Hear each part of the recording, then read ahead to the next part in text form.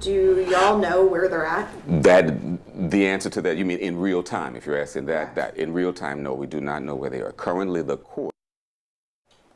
Well, juveniles unmonitored, you heard that right. Yeah, WDSU Investigates found that teenage criminals in Orleans Parish who are released on ankle monitors are not being monitored right now by the courts. WDSU's Cassie Sherm demands answers as to why there's a gap allowing teens to recommit crime. Cassie. Well, guys, here at Orleans Parish Juvenile Court, the ankle monitors they're using are free to the courts and free to the families. But how they're being used and what I uncovered has some victims of teen crime concerned.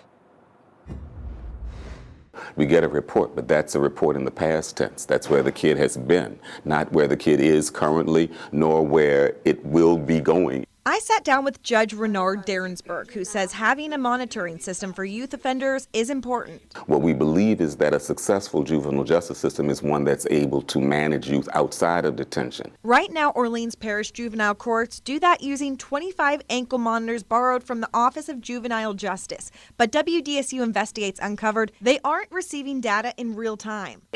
On the other hand, the adult criminal court system is using a company that does provide real-time data from ankle monitors. The cost is passed on to the person wearing it.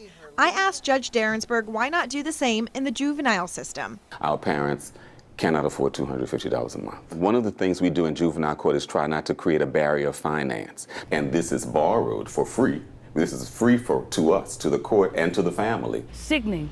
I think the community should be very alarmed about it. But some say this current system for juveniles is not working since the judges only get ankle monitor data every 30 days. We spoke to 3 victims of 3 separate crimes, from carjackings to shootings, who want to remain anonymous for their safety. System is not for us.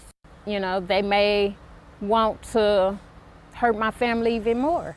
I'm scared for my safety, I'm scared for my family's safety, and yes, I'm scared for the community's safety. Violent criminals are being released back on the streets to re-victimize their victims.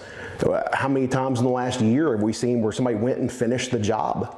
And that is solely because they were allowed to. Even if they have an ankle monitor on, all you know is where they were at the time of it. The ankle monitor does not stop them from doing things. It is a big problem. Cassie, I think you're really on to something. In terms of why repeat offenders are creating new problems for community members and causing more harm after they've already been arrested.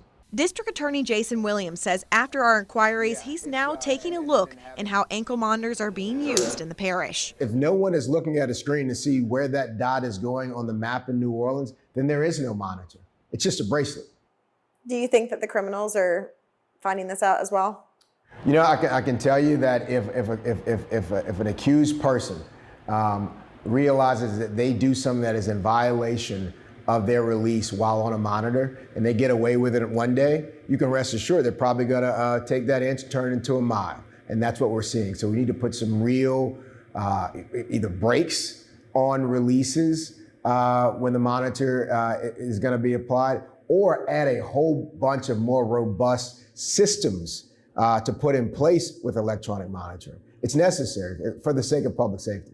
Judges have even raised questions after some city leaders have blamed them for the recent rise in crime. Since we've been speaking about this monitor for at least the last 365 days or more, and always, if the fingers are being pointed, it goes right back at the judges and what we didn't do. Well, here it is in black and white. We have given to you all, to the council, to the mayor, to the commissioner, what our needs are. Those judges say instead of getting a new ankle monitoring system, they're proposing the city invest in a program called Repath that monitors teens through their phones. We can track them better through GPS monitoring, and we can have check-ins more frequently. And what we can do with this process is that we're able to be in touch with the youth. We can contact them when we know they're out of the range. Wouldn't it be easy for a kid to be able to put the phone down or be able to walk away from the phone? It's no different than when they don't charge the electronic monitor or they cut it off. I mean, it is not a solution to a problem. What it is a tool to help us to be able to more manage youth. The program would cost the city $72,000, equivalent to $2 per day per youth for 100 youths. Keeps us connected with them, keeps us involved in their lives, and keeps other people involved in their lives as well. Because as I said, unlike the ankle monitor, this tool allows us to connect the families. So ultimately, will it deter crime? Some kids are committing crimes when they're not on an ankle monitor. Some kids have never been to jail and they commit crimes. Our goal is not, we can't predict the future. Now at this time, that Repath app that goes on your cell phone is just a proposal from the judges. There's been no plan put in place just yet, but we will continue to follow the story. Reporting here in New Orleans, I'm Cassie Sherm, WDSU Investigates. All right, Cassie, thank you. Tonight at 10, WDSU Investigates dives into how ankle monitors are being used in adult court.